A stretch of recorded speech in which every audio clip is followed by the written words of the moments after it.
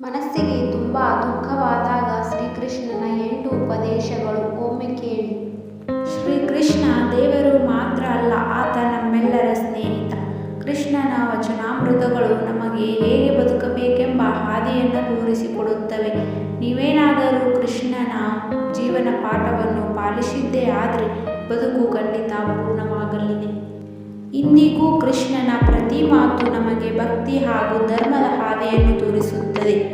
ನಮ್ಮ ನಿತ್ಯ ಜೀವನಕ್ಕೆ ಅನುಕೂಲವಾಗುವಂತಹ ಕೃಷ್ಣನ ಕೆಲವು ನೀತಿಗಳನ್ನು ನಿಮಗೆ ಒಂದೊಂದಾಗಿ ತಿಳಿಸಿಕೊಡ್ತೀನಿ ನೋಡಿ. ಮೊದಲನೇ ನೀತಿ, ಕೋಪ ನಿಯಂತ್ರಣದಲ್ಲಿರಲಿ. ಕೃಷ್ಣನ ಪ್ರಕಾರ ಕೋಪ ನಿಯಂತ್ರಣದಲ್ಲಿರಬೇಕಂತೆ. ಇಲ್ಲವಾದಲ್ಲಿ ನಮ್ಮ ಜೀವನ ಸರ್ವನಾಶವಾಗುವುದು ಖಂಡಿತ. ಪರಿಸ್ಥಿತಿ ಯಾವುದೇ ಇರಲಿ, ಆದರೆ ತಾಳ್ಮೆ ಕಳೆದುಕೊಳ್ಳಬಾರದು. ಎಲ್ಲವನ್ನು ಶಾಂತಿಯಿಂದ ನಿಭಾಯಿಸಬೇಕು. ಕೋಪದ ಕೈಗೆ ಬುದ್ಧಿ ಕೊಟ್ಟರೆ ಕೆಡೋದು ನೀವೇ. ಮುಂದೊಂದು ದಿನ ಕೋಪವೇ ನಿಮ್ಮ ಸೋಲಿಗೆ ಮೂಲ ಕಾರಣವಾಗಬಹುದು. ಆದ್ದರಿಂದ ಶಾಂತಿಯನ್ನು ಕಾಪಾಡುವುದು ತುಂಬಾ ಮುಖ್ಯವಾಗುತ್ತದೆ. ಎರಡನೇ ನೀತಿ, ತ್ಯಾಗದ ಮಹತ್ವ ತಿಳಿದುಕೊಳ್ಳಿ. ತ್ಯಾಗದ ಮಹತ್ವವನ್ನು ನಾವು ಮಹಾಭಾರತದಿಂದ ಕಲಿಯುತ್ತೇವೆ. ನೀವೇನಾದರೂ ಜೀವನದಲ್ಲಿ ಯಶಸ್ಸು ಪಡೆಯಬೇಕಂದ್ರೆ ಅನೇಕ ತ್ಯಾಗಗಳನ್ನು ಮಾಡಲೇಬೇಕಾಗುತ್ತದೆ. ತ್ಯಾಗದ ಹೊರತಾಗಿ ಅಭಿವೃದ್ಧಿ ಸಾಧ್ಯವೇ ಇಲ್ಲ.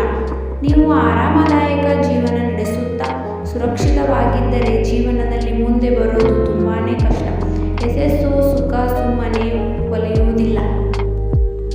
ಮೂರನೇ ನೀತಿ, ಪ್ರಾಮಾಣಿಕತೆ ಮತ್ತು ಮಾನವೀಯತೆಯನ್ನು ಅಳವಡಿಸಿಕೊಳ್ಳಿ. ಭಗವಾನ್ ಶ್ರೀಕೃಷ್ಣನಿಗೆ ಅಹಂ ಅನ್ನೋದು ಇರಲೇ ಇಲ್ಲ. ಕುರುಕ್ಷೇತ್ರ ಯುದ್ಧದಲ್ಲಿ ಅರ್ಜುನನಿಗೆ ಸಾರಥಿಯಾಗಿ ನಿಂತಿದ್ದು ನಿಜವಾಗಲೂ ಕೃಷ್ಣನ ಸರಳತೆಯ ತೋರಿಸಿತ್ತು. ಶ್ರೀಕೃಷ್ಣನಿಂದ ನಾವು ಪ್ರಾಮಾಣಿಕತೆ ಮತ್ತು ಮಾನವೀಯತಾ ಗುಣಗಳನ್ನು ಅಳವಡಿಸಿಕೊಳ್ಳಬೇಕು. ಪ್ರಾಮಾಣಿಕತೆಗೆ ಎಂದಿಗೂ ಸೋಲಿಲ್ಲ. ಎಂಥವುದೇ ಕಷ್ಟ ಎದುರಾದರೂ ಅಪ್ರಾಮಾಣಿಕರಾಗಿ ನಡೆದುಕೊಳ್ಳಬೇಡಿ.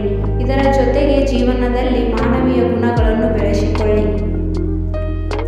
ನಾಲ್ಕನೇ ಪಾಯಿಂಟ್, ಶ್ರದ್ಧೆಯಿಂದ ಕೆಲಸ ಮಾಡಿ. ಶ್ರೀಕೃಷ್ಣನ ವಚನಾಮೃತದಲ್ಲಿ ಕೆಲಸ ಹಾಗೂ ಕರ್ಮದ ಬಗ್ಗೆ ಉಲ್ಲೇಖವಾಗಿದೆ. ಮನುಷ್ಯ ನಿಷ್ಕ್ರಿಯವಾಗಿರಬಾರದು. ಕೆಲಸದಲ್ಲಿ ಕ್ರಿಯಾಶೀಲತೆ ಇರಬೇಕು. ಕಷ್ಟಪಟ್ಟು ಕೆಲಸ ಮಾಡಿ ಪ್ರತಿಫಲದ ನಿರೀಕ್ಷೆ ಇಟ್ಟುಕೊಳ್ಳಬೇಡಿ. ಫಲಿತಾಂಶದ ಬಗ್ಗೆ ನೀವು ನಿರೀಕ್ಷೆ ಇಟ್ಟುಕೊಂಡರೆ ಬೇಸರ ಪಟ್ಟುಕೊಳ್ಳಬೇಕಾಗುವುದು ಖಂಡಿತ. ಆದ್ದರಿಂದ ಶ್ರದ್ಧೆಯಿಂದ ಕೆಲಸ ಮಾಡಿ. ಫಲಾಫಲ ದೇವರಿಗೆ ಬಿಡಿ. ಪ್ರಾಮಾಣಿಕ ಪ್ರಯತ್ನವಿದ್ದರೆ ಖಂಡಿತ ದೇವರ ಅನುಗ್ರಹ ಇದ್ದೇ ಇರುತ್ತದೆ. ಐದನೇ ನೀತಿ, ದೊಡ್ಡ ಚಿಕ್ಕ ಕೆಲಸವೆಂಬ ಭೇದ ಬೇಡ. ಕೆಲಸದಲ್ಲಿ ಯಾವತ್ತೂ ದೊಡ್ಡದು ಚಿಕ್ಕದೆನ್ನುವುದು ಇರೋದಿಲ್ಲ. ಮುಖ್ಯ ವಿಚಾರ ಏನೆಂದರೆ ಕೊಟ್ಟ ಕೆಲಸವನ್ನು ನೀವು ಶ್ರದ್ಧೆಯಿಂದ ಮಾಡಬೇಕು ಅಷ್ಟೇ. ಯಾವಾಗ ಕೆಲಸವನ್ನು ನೀವು ಆಸಕ್ತಿಯಿಂದ ಮನಸ್ಸು ಕೊಟ್ಟು ಮಾಡ್ತೀರೋ ಅದಕ್ಕಿಂತ ಖುಷಿ ಮತ್ತೊಂದಿಲ್ಲ. ಶ್ರೀಕೃಷ್ಣನ ಜೀವನವನ್ನೇ ನೀವು ಉದಾಹರಣೆಯಾಗಿ ತೆಗೆದುಕೊಳ್ಳಿ. ಮನಸ್ಸು ಮಾಡಿದ್ದರೆ ಶ್ರೀಕೃಷ್ಣನಿಗೆ ಕುರುಕ್ಷೇತ್ರ ಯುದ್ಧ ಗೆಲ್ಲೋದು ದೊಡ್ಡ ವಿಷಯವಾಗಿರಲಿಲ್ಲ.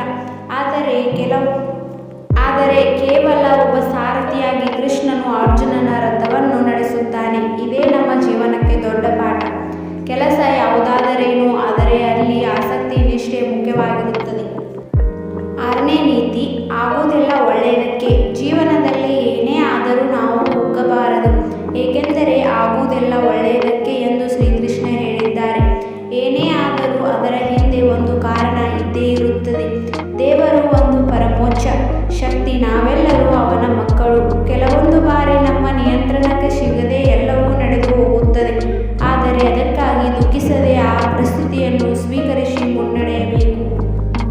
ಏಳನೇ ನೀತಿ, ಭವಿಷ್ಯದ ಚಿಂತೆ ಬೇಡ. ಹೌದು, ಇದು ಕೂಡ ಒಂದು ಅದ್ಭುತವಾದ ಜೀವನ ಪಾಠ.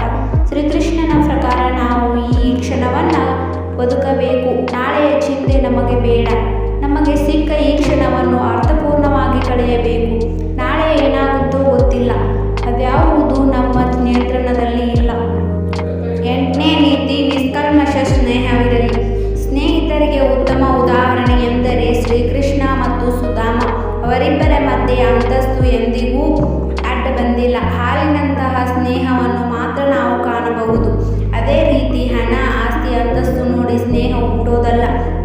ಸ್ನೇಹಿತನಾದವನು ಪ್ರಾಮಾಣಿಕ ಹಾಗೂ ನಂಬಿಕೆಗೆ ಅರ್ಹನಾಗಿರಬೇಕು. ನಮ್ಮೆಲ್ಲ ಕಷ್ಟ ಸುಖ ಅನ್ನೋ